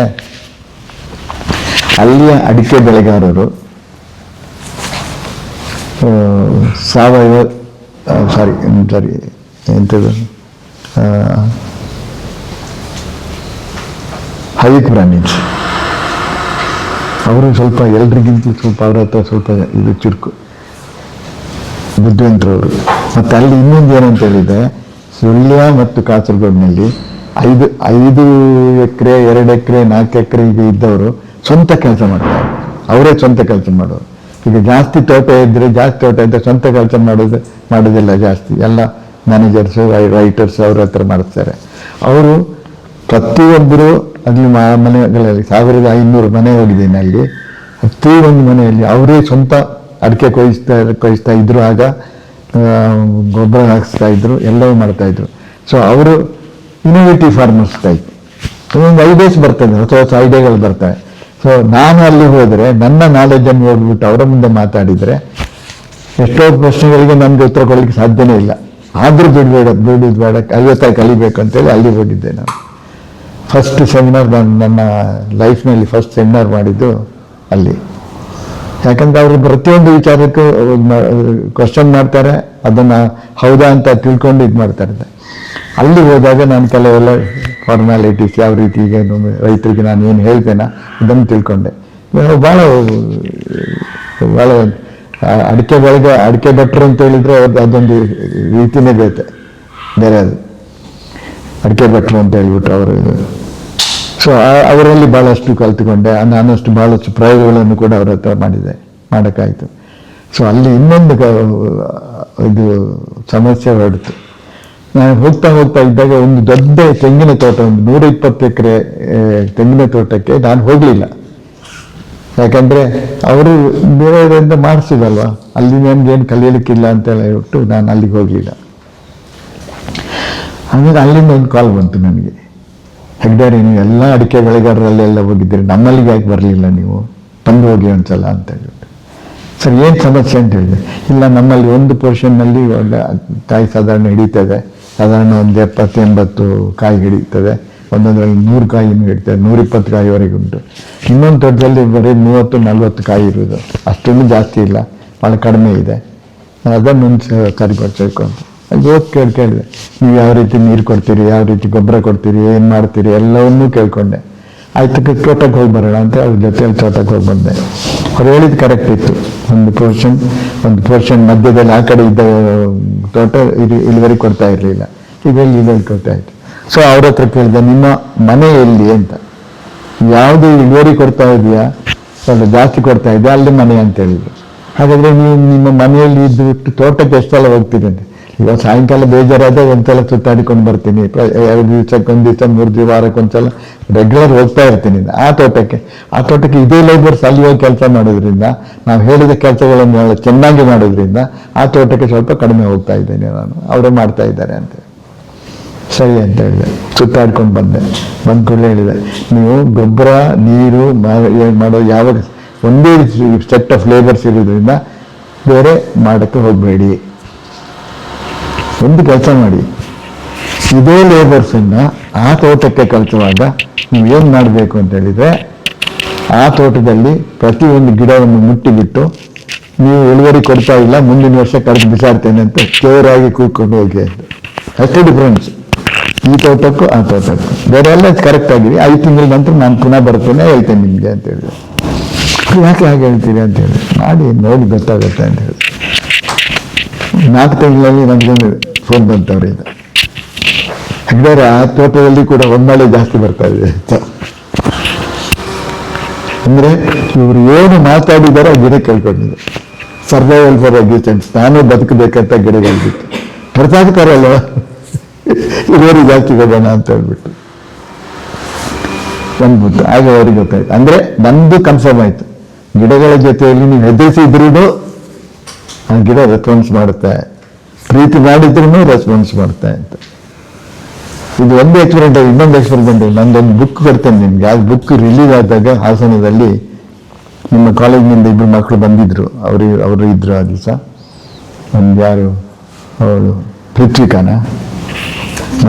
ಮತ್ತೊಬ್ಬಳ ಹೆಸರು ಅನುಷಾನ ಅಂತ ಇರಬೇಕು, 2 ಜೊತೆ ಫ್ರೆಂಡ್ಸ್ 2 ಬಂದಿದ್ರು. ಬಿಡುವಾಗ ಅದು ನಮ್ಮಲ್ಲಿ ನಾವೆಲ್ಲ ಭಾಷಣ ಮಾಡಿಕೊಂಡು ಎಲ್ಲ ಹೇಳ್ತಾರೆ. ಆಗ ಒಬ್ಬರು ಬಂದವರು ಕೇಳಲಿಕ್ಕೆ ಬಂದವರು ಎದ್ಕೊಂಡು ಬಂದು ಅವರೇ ಲೆಕ್ಚರ್ ಕೊಟ್ಟರು. ಲೆಕ್ಚರ್ ಕೊಟ್ಟ ಮೇಲೆ ನಮ್ಗೆ ಗೊತ್ತಾಯ್ತು ಯಾರು ಅಂತ ಹೇಳ್ಬಿಟ್ಟು. ಯಾಕಂದರೆ ಅವ್ರಿಗೆ ಆರ್ಗ್ಯಾನಿಕ್ ಮೆನ್ಯೂರ್ ಅಂದರೆ ಮನಸ್ಸಿಲ್ಲ, ಅವ್ರು ಮಾಡೋರಿದ್ರೆ ಅವ್ರನ್ನ ಸಿಟ್ಟು ಅವ್ರ ಮೇಲೆ. ಯಾಕಂದ್ರೆ ಎಲ್ಲರೂ 99% ಮೋಸ ಮಾಡ್ತಾರೆ, ಅವ್ರಿಗೇನು ಗೊತ್ತಿರೋದಿಲ್ಲ, ಏನೇನೋ ಮಾತಾಡ್ತಾರೆ, ಏನೇನೋ ವಿಡಿಯೋ ಮಾಡ್ತಾರೆ. ಹಾಗೆ ಆರ್ಗ್ಯಾನಿಕ್ ಮೆನ್ಯೂ ಬಿಲೀವ್ ಮಾಡೋದೇ ಇಲ್ಲ ಅಂತ ಒಂದು ಮೈಂಡ್ ಸೆಟ್ ಇದ್ದವರು. Is the retired principal of my college. ಆಯ್ತಾ. ಅಂಥ ಮೈಂಡ್ ಸೆಟ್ ಇದ್ದವರು ಅವರ ಫ್ರೆಂಡ್ಸ್ ಎಲ್ಲ ಕರ್ಕೊಂಡು ಬನ್ರಿ ಹೆಗ್ಡೇರ್ ಹತ್ರ ಹೋಗಿ ಮಾತಾಡ್ಕೊಂಡು ಬರೋಣ ನೀವು ಬೇರೆ ವಿಚಾರ. ಅವ್ರು ಬೇರೆ ಫ್ರೆಂಡ್ಸ್ ಎಲ್ಲ ಬಂದಿದ್ದು ಬೇರೆ ಡೊನೇಷನ್ ಅದಕ್ಕೆಲ್ಲ ಬಂದಿರೋದು ಮಾತಾಡ್ಕೊಂಡು ಕರ್ಕೊಂಡು ಬಂದರು. ಆಗ ಅವರ ವಿಚಾರ ಹೇಳಿದರು, ಇವ್ರಿಗೆ ಆರ್ಗ್ಯಾನಿಕ್ ಮೆನ್ಯೂರ್ ಅಂದರೆ ಆಗೋದಿಲ್ಲ, ನೀವು ಮಾಡ್ತಾ ಇರೋದೆಲ್ಲ ತಪ್ಪು ಹಾಗೆ ಹೀಗೆ ಅಂತ ಹೇಳಿ. ನಾನು ಅವ್ರಿಗೆ ಹೇಳಿದೆ, ಆಯಿತು ನೀವು ನಂಬೇಡಿ, ಆರ್ಗ್ಯಾನಿಕ್ ಮೆನ್ಯೂರ್ ಬೇಡವೇ ಬೇಡ, ನಿಮ್ದು ಪ್ರಾಬ್ಲಮ್ಸ್ ಏನು ಅಂತ ಹೇಳಿದರು. ಅವ್ರ ಪ್ರಾಬ್ಲಮ್ಸ್ ಆಗಿದೆ, 8 ತೆಂಗಿನ ಮರ ಇದೆ, ಯಾವುದೂ ಕಾಯಿ ಕೊಡ್ತಾ ಇಲ್ಲ ಅಂತ. ಸೊ ನನ್ನ ಈ ಟೆಕ್ನಾಲಜಿ ಉಪಯೋಗಿಸಿದೆ, ಅಪ್ಪ ಇಟ್ಕೊಳ್ಳಿ, ಮಾತಾಡಿ ಮುಂದಿನ ವರ್ಷ ಕಡ್ದು ಬಿಸಾಡ್ತೀನಿ, ಕಾಯಿ ಕೊಡ್ತಿದ್ದಾರೆ ಅಂತ ಹೇಳ್ಬಿಟ್ಟು ಅಂತ. ಅದೇ ಮಾಡಿ, ನೀವು ಗೊಬ್ಬರ ಹಾಕಬೇಡಿ ಮೇಲೆ ಅಂತ. ಈಗ ಬುಕ್ ಬಿಡುಗಡೆ ಆಗುವಾಗ ಅವರೇ ಬಂದುಬಿಟ್ಟು ನಾನು ಹೆಗ್ಡೇರ್ ಹೇಳಿದಾಗೆ ಮಾಡಿದೆ, ಇವತ್ತು ಕಾಯಿ ಕೊಡ್ತಾ ಇದ್ದ ಮರಗಳು ಅಂತ. Whole Gandhi Bhavan was over flooded with farmers. ಅದ್ರ ಮುಂದೆ ಅವ್ರು ಧೈರ್ಯವಾಗಿ ಹೇಳಿದರು, ನಾನು ಈಗ ಮಾಡಿದೆ ಇಲ್ಲಿ ಬಂತು ಅಂತ. ಹಾಗಾಗಿ ಏನು ನಂಬ್ತೀರ, ಈಗ ಗಿಡಗಳನ್ನು ಮುಟ್ಟಿ ನೋಡಿದರೆ ಗಿಡ ಆಗ್ತದೆ. ಸೊ ಅದಿರಬೇಕು. ಇನ್ನೊಂದು ಎಕ್ಸಾಂಪಲ್ ಅನ್ನು ಕೊಡ್ತೀನಿ. ಚಿಕ್ಕಮಗಳೂರು ಮತ್ತು ಸಕಲೇಶ್ಪುರ ಆ ಕಡೆ ಇರುವಂಥ ಫಾರ್ಮರ್ ಪ್ಲಾಂಟರ್ಸ್, ಕಾಫಿ ಪ್ಲಾಂಟರ್ಸ್ ಎಲ್ಲ ದೊಡ್ಡ ದೊಡ್ಡ ಕಾಫಿ ಪ್ಲಾಂಟರ್ಸ್. ಕೆಲವರಿಗೆ 100ರಿಂದ 600,000 ಎಕರೆವರೆಗೆ ಕಾಫಿ ಪ್ಲಾಂಟರ್ಸ್ ಇದ್ದಾರೆ. ಕೊಡಗಿನಲ್ಲಿ ಇರುವಂಥ ಕಾಫಿ ಪ್ಲಾಂಟರ್ಸ್ ಸ್ವಲ್ಪ ಕಡಿಮೆ, ಆದರೆ ಕೊಡಗಿನ ಮಣ್ಣು ಚೆನ್ನಾಗಿದೆ, ಅವರಿಗೆ ಇಳುವರಿ ಸಕಲೇಶ್ವರ ಚಿಕ್ಕಮಗಳೂರು ಬರೋದಿಲ್ಲ. ಒಂದು ಕಾರಣ. ಎರಡನೇ ಕಾರಣ, ಕೊಡಗಿನಲ್ಲಿ ಇರುವಂಥ ಕಾಫಿ ತೋಟಗಳೆಲ್ಲ ಸಣ್ಣ ಸಣ್ಣ ತೋಟಗಳು. ಒಂದು 50-100 ಎಕರೆ ತೋಟ ಇದ್ರೆ ಅವ್ನು ಭಾಳ ದೊಡ್ಡವನು, ಅದು ಕಂಪನಿ ಆಗಿಬಿಡ್ತದೆ ಆಮೇಲೆ. ಅವರಿಗೆ ಬರುವಂಥ ಇಳುವರಿ ಇಲ್ಲಿ ಬರೋದಿಲ್ಲ. ಯಾಕೆ ಅಂತ ಹೇಳಿದರೆ, ಚಿಕ್ಕಮಗಳೂರು ಪ್ಲಾಂಟರ್ಸ್ ಯಾರ್ಯಾರಿಗೆ ಲಾರ್ಜ್ ಏರಿಯಾಸ್ ಇದೆಯಾ ಅವರೆಲ್ಲರೂ ಬೆಂಗಳೂರಿನಲ್ಲಿ ಮನೆ ಹಾಕ್ಕೊಂಡಿರೋದು. ತಿಂಗಳಿಗೊಂದ್ಸಲನ ವಾರಕ್ಕೊಂದ್ಸಲ ಬರೋ ಕಡಿಮೆ, ತಿಂಗಳಿಗೊಂದ್ಸಲ ಬರ್ತಾರೆ, ಮನೆ ಸುತ್ತ ನೋಡ್ತಾರೆ, ಕಾಫಿ ಚೆನ್ನಾಗಿದೆ ಅಂತ ಹೇಳ್ಬಿಟ್ಟು ಎತ್ಕೊಂಡು ಹೋಗ್ತಾರೆ. ಅವರು 1000 ಎಕರೆಯಲ್ಲಿ ಎಷ್ಟು ಕಾಫಿ ಬರ್ತದೆ ಅಂತ ಟೋಟಲ್ ಎವರೇಜ್ ಹಾಕಿದ್ರೆ 100 kgs ಆಫ್ ಕ್ಲೀನ್ ಕಾಫಿ ಬರದೇ ಇಲ್ಲ ಅವರಿಗೆ. ಆದ್ದರಿಂದ ನಿಮ್ಮ ಇನ್ವಾಲ್ವ್ಮೆಂಟ್ ಗಿಡಗಳ ಜೊತೆಯಲ್ಲಿ ಇದ್ದರೆ you can get bigger yield. ಅದು ಗಿಡಗಳನ್ನು ನಿಮ್ಮಲ್ಲಿ ಸ್ಪಂದಿಸ್ತವೆ, ನಿಮ್ಮ ಪ್ರೀತಿ ಬರ್ತದೆ. ಅದೇ ರೀತಿ ನೋಡಿ, ಸಣ್ಣ ಪ್ಲಾಂಟರ್ಸ್, ಕಾಫಿ ಪ್ಲಾಂಟರ್ಸ್ 2 ಎಕರೆ ಇದ್ದವರು, 1 ಎಕರೆ 3 ಎಕರೆ ಇದ್ದವರು ಇದ್ದಾರೆ. ಅವರು ಎಷ್ಟು ಗಂಟೆ ಎಕರೆಗೆ 1 ಟನ್ ಕೊಯ್ತಾ ಇದ್ದಾರೆ. ನಾನು ವರ್ಕ್ ಮಾಡಿದಂಥ ಟಾಟಾ ಕಾಫಿಯ ಕನ್ಸಲ್ಟೆಂಟ್ ಕಾಫಿ ಇದಕ್ಕೆ 25,000 ಎಕರೆ ಇದ್ದಲ್ಲಿ average coffee is only 300 kgs of clean coffee. Involvement, ನೀವು ಅದನ್ನು ನಿಮ್ಮ ಜೊತೆಯಲ್ಲಿ ಇದ್ದುಕೊಂಡು ಗಿಡ ನಿಮ್ಮ ಮಗು ಅಂತ ಹೇಳ್ಬಿಟ್ಟು ಮಾಡಿದರೆ ಯಾವ ರೀತಿ ರಿಸಲ್ಟ್ ಬರ್ತದೆ ಅಂತ ಹೇಳುವಂಥದ್ದು. ಇದು 2ನೇ ಹೆಜ್ಜೆ. ಇದರಲ್ಲಿ ಇನ್ನೂ ಬೇಕಾದಷ್ಟು ಎಕ್ಸ್ಪೆರಿಮೆಂಟ್ಸ್ ಉಂಟು, ಅದು ಇನ್ನೊಂದು ಸಲ ಟೈಮ್ ಇದ್ದಾಗ ಮತ್ತೆ ಹೇಳ್ತೀನಿ ನಿಮಗೆ. ಇನ್ನು 3ನೇ ಹೆಜ್ಜೆ. ಈ 3ನೇ ಹೆಜ್ಜೆಯಲ್ಲಿ 3 ಪಾದಗಳಿದ್ದಾವೆ. ಇದು ಬಹಳ ಮುಖ್ಯವಾಗಿದ್ದು, ನಿಮ್ಮ ಪರ್ಸನಲ್ ಲೈಫಿಗೆ ಕೂಡ ಈ 3ನೇ ಹೆಜ್ಜೆ ಬೇಕಾಗುತ್ತೆ. ಯಾಕೆ ಅಂತ ಹೇಳಿದರೆ, ಮೊದಲನೇ ಪಾದ ಪ್ಲಾನಿಂಗ್. ನೀವು ಏನು ಮಾಡ್ತೀರಿ, ಹೇಗೆ ಮಾಡ್ತೀರಿ, ಅದಕ್ಕೆ ಎಷ್ಟು ಖರ್ಚಾಗುತ್ತದೆ, ವಾಟ್ ಈಸ್ ಯುವರ್ ಟಾರ್ಗೆಟ್ ಅಂತ ಹೇಳುವಂಥದ್ದು planning is very very important. ಅದರಲ್ಲಿ 2ನೇ ಪಾದ ಫಾಲೋ ಅಪ್. ನೀವು ಪ್ಲಾನಿಂಗ್ ಏನು ಮಾಡಿದರೆ ಅದನ್ನು ಬರೆದಿಟ್ಕೊಂಡು ಅದನ್ನು ಫಾಲೋ ಅಪ್ ಮಾಡ್ಕೊಳ್ಬೇಕು. ನೀವು ಮಾಡಿದ್ದು ಕರೆಕ್ಟಾಗಿ ಮಾಡಿದ್ದೀರಾ, ಹೆಚ್ಚು ಕಡಿಮೆ ಆಗಿದೆಯಾ, ಏನಾಯಿತು, ಯಾವ್ದಾಯ್ತು, ವ್ಯತ್ಯಾಸ ಯಾವ್ದು ಮಾಡಬೇಕು, ಯಾರ ಹತ್ರ ಡಿಸ್ಕಸ್ ಮಾಡಬೇಕು ಅಂತ ಹೇಳುವಂಥ ವಿಚಾರಗಳನ್ನು 2ನೇ ಪಾದದಲ್ಲಿ ನೀವು ಮಾಡಿಕೊಳ್ಬೇಕು, ಫಾಲೋ ಅಪ್. ಅದರಲ್ಲಿ 3ನೇದು ಇನ್ನೂ ಎಕನಾಮಿಕ್ಸ್. ಈ 3ನೇ ಪಾದ ಎಕನಾಮಿಕ್ಸ್ ಯಾಕೆ ಬಂತು ಅಂತ ನಿಮ್ಗೆ ಹೇಳ್ತೀನಿ. ನಮ್ಮಲ್ಲಿ ಬಹಳಷ್ಟು ರೈತರು ಇದ್ದಾರೆ, ಅಥವಾ ಬಹಳಷ್ಟು ನೀವೆಲ್ಲೂ ನಿಮ್ಮ ಮನೆಯಲ್ಲಿ ನಿಮ್ಮ ಯಾರೋ ಒಬ್ರು ಇದ್ದರೆ ಒಬ್ರಿಗೆ ಹೇಳ್ತೀರಿ, ನೀವು ಹೋಗಿ ಸ್ವಲ್ಪ ಒಂದು 10 kg ಅಕ್ಕಿ ತಗೊಂಡು ಬಾ ಅಂತ. ಅವ್ನು ಹೋಗ್ತಾನೆ, ಅಕ್ಕಿ ತಗೊಂಡು ಬರ್ತಾನೆ. ಅಂಗಡಿಗೆ ಹೋದ್ಮೇಲೆ ಗೊತ್ತಾಗುತ್ತೆ ದುಡ್ಡು ಉಂಟಾ ಇಲ್ವಾ ಅಂತ, ಇಲ್ಲಿದ್ರೆ ವಾಪಸ್ ಬರ್ತಾನೆ. So economics is very important. What is your target ಅಂತ ಮೊದಲು ಪ್ಲಾನಿಂಗ್ ಮಾಡಿದ್ದೀರಾ. ಆ ಟಾರ್ಗೆಟ್ ರೀಚ್ ಆಗಬೇಕಾದ್ರೆ ನಿಮ್ಮ ಹತ್ರ ಯಾವ ರೀತಿ ಇದೆ, ಯಾವ ರೀತಿ ಫೈನಾನ್ಸ್ ಇದ್ದಿದ್ರೆ, ಯಾವ ರೀತಿ ಎಲ್ಲಿಂದ ಬ್ಯಾಂಕಿನಿಂದ ತಗೋಬೇಕಾ, ಎಲ್ಲಿ ತಗೊಳ್ಬೇಕು, ಅದನ್ನು ನೋಡ್ಕೊಂಡು ಪ್ಲಾನ್ ಮಾಡಿಕೊಂಡ್ರೆ entire project will be successful. So ಇದು 3 ಹೆಜ್ಜೆ very very important in organic, specially in organic cultivations. ಕೆಮಿಕಲ್ಸ್ನಲ್ಲಿ ಯಾವ್ದು ಮಾಡೋದಿಲ್ಲ. ನೀವು ದುಡ್ಡು ಕೊಟ್ಟರೆ ಒಂದು ಮೂಟೆ ಗೊಬ್ಬರ ಸಿಕ್ಕತ್ತೆ, ತಗೊಂಡು ಚೆಲ್ಲಿ ಬಿಟ್ಟು ಬಿಸಾಡ್ಬಿಟ್ಟು ಹೋಗೋದು, ಆಲೋಚನೆ ಮಾಡೋದಿಲ್ಲ. ಅದಷ್ಟು ಬೇಕಾ ಬೇಡವಾ ಅಂತ ಹೇಳುವಂಥದ್ದು. ಸೊ ಇದರಲ್ಲಿ ನಿಮ್ಮ ಪ್ರಶ್ನೆಗಳು ಏನೇ ಇದ್ದರೆ ನನಗೆ ಕೇಳಿ, ನಾನು ಅದಕ್ಕೆ ಉತ್ತರ ಕೊಡ್ತೀನಿ. ಮತ್ತು ಇನ್ನು ಮುಂದೆ ಇದನ್ನು ಇವತ್ತು ಇನ್ನೊಂದು ದಿವಸ ಹೇಳ್ತೇನೆ, ಯಾಕಂದ್ರೆ ಜಾಸ್ತಿ ಟೈಮ್ ತಗೊಳ್ಳಲ್ಲ ನಾನು. I should think on these lines and I should get more questions from you in tomorrow's class. ಗೊತ್ತಾಯ್ತಾ? ಈಗ ಇದರಲ್ಲಿ ಏನಾಯ್ತು, ಇಷ್ಟಲ್ಲೇ ಕೇಳಿದಾಗೆ ಇನ್ಸ್ಟೆಂಟ್ ಕ್ವಶನ್ಸ್ ಏನಾದರೂ ನಿಮ್ಮ ಹತ್ರ ಇದ್ದ ಕೇಳಿ, ಹೇಳೋಣ.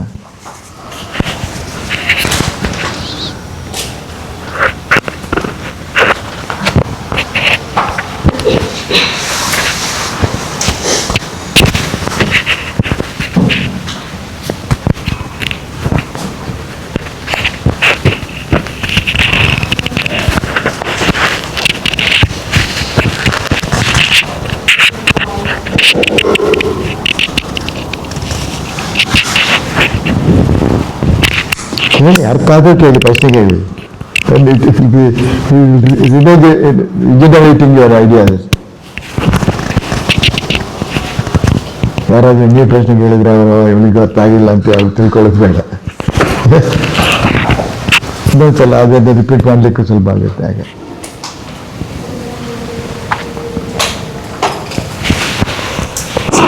ಕಾಫಿ ಕಂಪ್ಲೀಟ್ ಆಗಿ ಆರ್ಗ್ಯಾನಿಕಲ್ ಬೆಳಿತಿದ್ದೀರಾ ಅಂತ ಹೇಳಿದ್ರೆ ಕಂಪ್ಯಾರಿಟಿವ್ ಈಲ್ಡ್ ಹೆಂಗೆ? ಕೆಮಿಕಲ್ ಕಂಪೇರ್ ಮಾಡಿದ್ರೆ ಆರ್ಗ್ಯಾನಿಕ್ನಲ್ಲಿ ನಾನು ಹೇಳಿದೆಲ್ಲ, ನಾನು ವರ್ಕ್ ಮಾಡ್ತಾ ಇದ್ದ ಕಂಪನಿಗೆ 25,000 acres ಆಫ್ ಕಾಫಿ ಇತ್ತು. ಅಲ್ಲಿ average coffee, clean coffee, I am talking about pick ಮಾಡಿದಾಗ ಎಷ್ಟು ಅದನ್ನು ಅಲ್ಲ, ಕ್ಲೀನ್ ಕಾಫಿ ಅದನ್ನು ಮ್ಯಾನೇಜ್ಮೆಂಟ್ ಮಾಡಿದಾಗ ಅದರ ಮೇಲೆ ನಾನು ಮಾತಾಡೋದು. ಬೇರೆಯವರಾಗಿ ಇಷ್ಟು ಮುಟ್ಟ ಬಂತು ಅಷ್ಟು ಮುಟ್ಟ ಬಂತು ಅಂತ ಆ ರೀತಿ ಮಾತಾಡಿದ್ರೆ, clean coffee average clean coffee for the entire Tata coffee 300 kgs per acre. But here I got for 30 years 10 an acre. Totally organic. Not a single gram was used in this land or my other estate which I sold earlier. It is possible.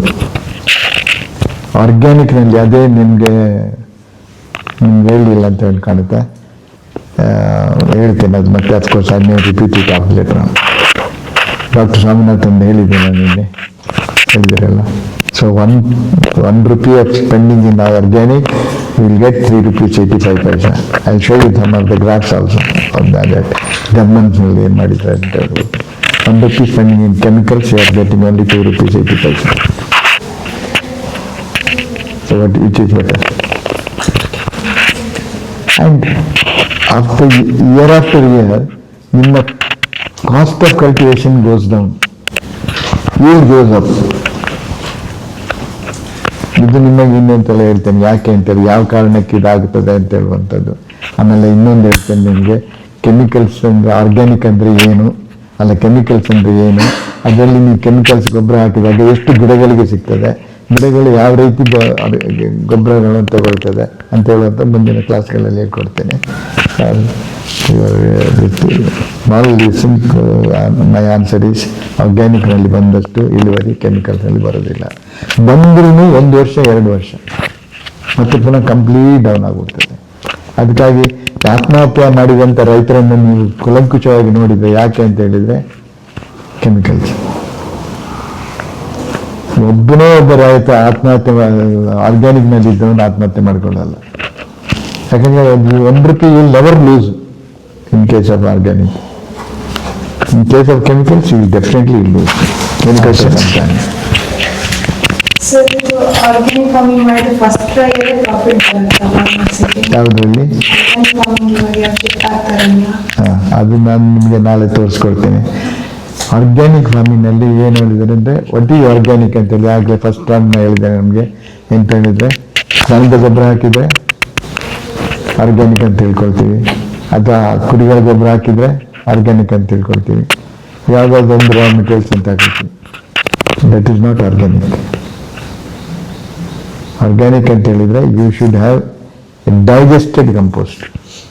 First ಏನಿದೆ ಸಿಕ್ಕುತ್ತೆ, there is no difference at all. ಯಾಕಂದರೆ ಗಿಡ ತಗೊಳುತ್ತೆ, digest ಆಗಿಬಿಟ್ರೆ.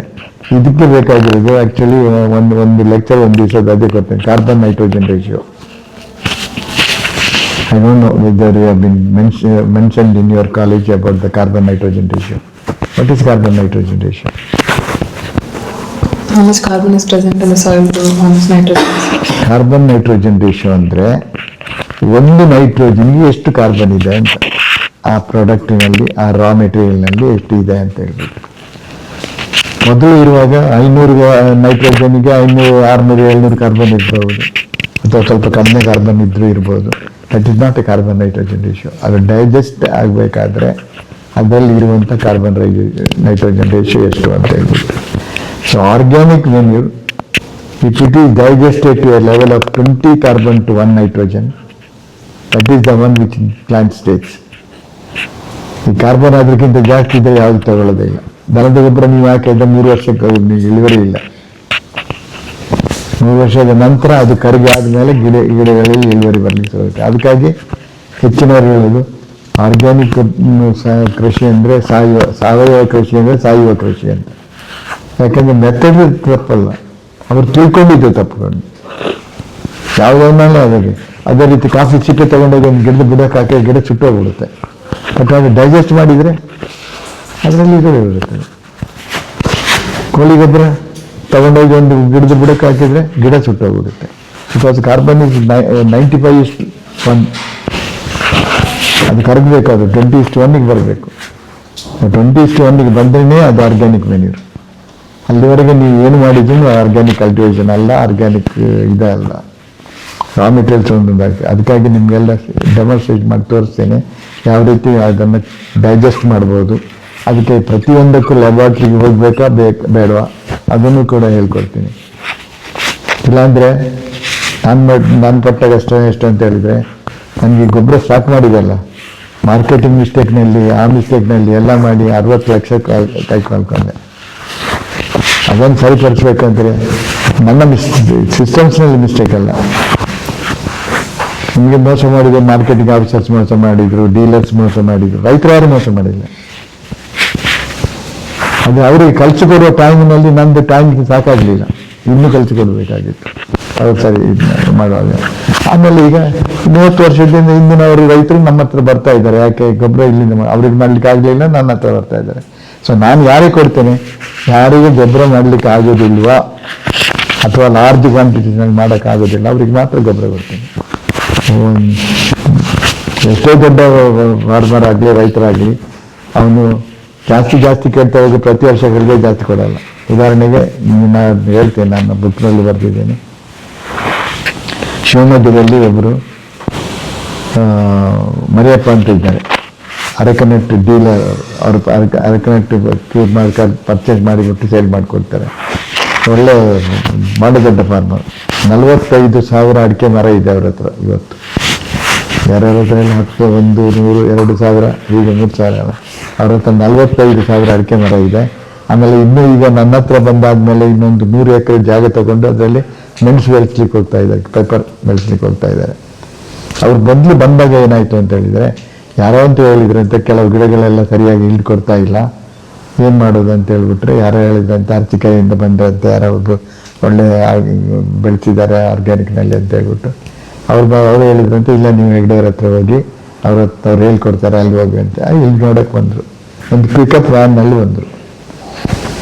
ಅವ್ರು van ತಗೊಂಡು ಅದರಲ್ಲಿ ತೆಗೊಂಡು ಬಂದಾಗ ನನ್ನ ಹತ್ರ ಮಾತಾಡಿದೆಲ್ಲ ಕೇಳಿದ್ರೆ, ಆಯಿತು ನನಗೊಂದು 3.5 ಟನ್ ಗೊಬ್ಬರ ಕೊಡಿ ಅಂತ ಹೇಳ್ಬಿಟ್ಟು ತಗೊಂಡೋದ್ರು.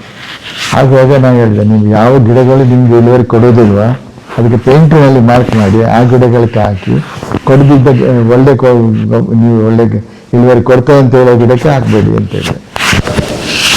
ನೆಕ್ಸ್ಟ್ ಇಯರ್ ಒಂದು ಸರಿ ಎಲ್ಲ ಗಿಡಗಳು ಒಂದೇ ರೀತಿ ಕೊಡ್ತಾ ಇದ್ದೇವೆ, ನಮಗೆ ಚೆನ್ನಾಗಿ ಯಾವುದು ಸರಿ ಇಲ್ಲ ಅದೆಲ್ಲ ಚೆನ್ನಾಗಿ ಬರ್ತಾ ಇದೆ, ನಮಗೆ ಜಾಸ್ತಿ ಗೊಬ್ಬರ ಬೇಕು ಅಂದರೆ 12.5 ಟನ್ ತಗೊಂಡು ಲಾರಿ ತಗೊಂಡು ತಗೊಂಡೋದ್ರು.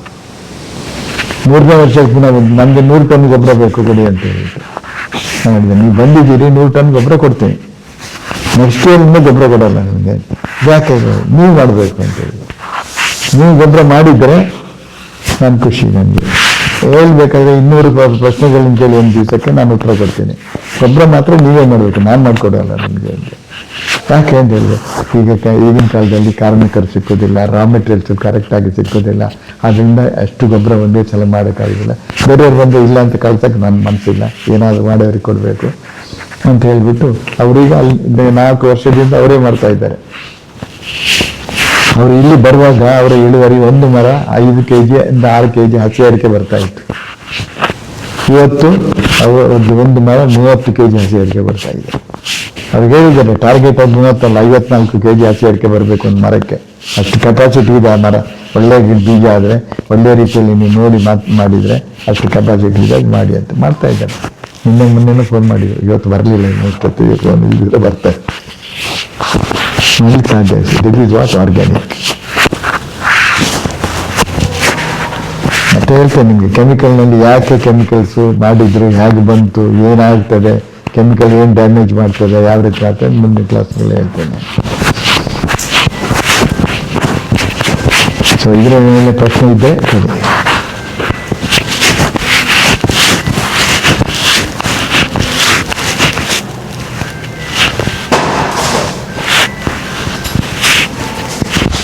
ಇಲ್ಲಿ ನೆನಪು ಬರ್ದಿದ್ರೆ ಬರ್ಕೊಂಡು ಬನ್ನಿ, ಮತ್ತೆ ನನ್ನ ಹತ್ರ ಬಂದು ಮಾತಾಡಬೇಕಾದ್ರೆ. But you should clear your doubts. What is organic and what is not organic ಅಂತ ಹೇಳುವಂಥದ್ದು ಇವತ್ತಿನ ಸಬ್ಜೆಕ್ಟ್ ನಮ್ಗೆ ಹೇಳಿರೋದು.